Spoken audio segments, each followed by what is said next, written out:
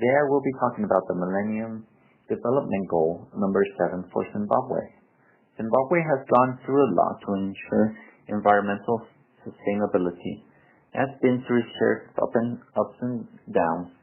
Here in Rexburg, we sometimes take water for granted, but to a large population of people in Africa, water is necessary for them to survive, as well as many other environmental factors such as farming land and trees for oxygen and gathering. Zimbabwe has one of the biggest declines in proportion of land covered by forests. It was depleting at a rate of 140,000 trees per year. Between 1990 and 2003, Zimbabwe had the highest decrease in the proportion of total land covered by forests in the region, decreasing from 58% in 1990 to 45% in 2003. There is not all bad news for Zimbabwe though. Afforestation programs being implemented to improve forest cover in 2006 to 2007, 17 million trees were planted and 200,000 trained on tree planting techniques. The lack of agriculture education by farmers was one of the biggest problems Zimbabwe has had in the past. Ever since kicking out the white farmers from their lands and dividing the lands between African black farmers, Zimbabwe also has constrained energy needs in both business and households. Supplying water and sanitation is also a challenge. Access to safe water in rural areas has declined from 75% in 1999 to 68% in 2003.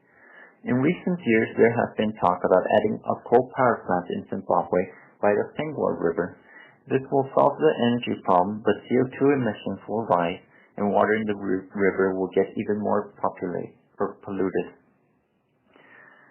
As the economic crisis deepened between 2000 and 2008, a significant proportion of the population was forced to rely more heavily on natural resources for their livelihood. These resources included firewood, bushmeat, traditional medicines, and wild fruit and vegetables, and caused biodiversity loss.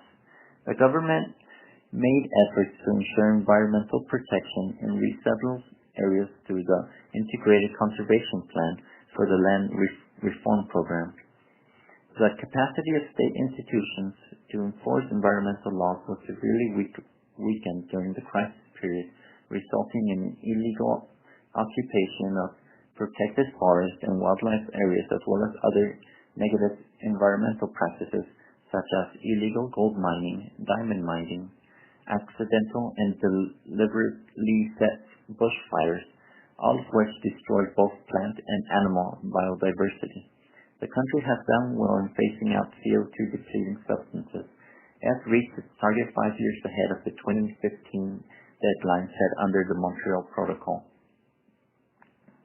The inability of vulnerable populations to access safe water and basic sanitation has seen frequent diarrheal and choleral outbreaks in the country. The proportion of people in rural areas with access to safe drinking water declined from 70% in 1999 to 61% in 2009. Furthermore, more than 65% of rural water points are non-functional at any given time. Zimbabwe's extensive rural sanitation program has also experienced a sharp decline in quality. With regard to sanitation, in 2009, 69.5% of rural households had no access to hygienic sanitation facilities. The urban areas ranked among the worst affected in terms of water and sanitation access and coverage, as there is no guiding policy framework. In order to reach Goal 7 and be closer to environmental sustainability, Zimbabwe has a few things it needs to do.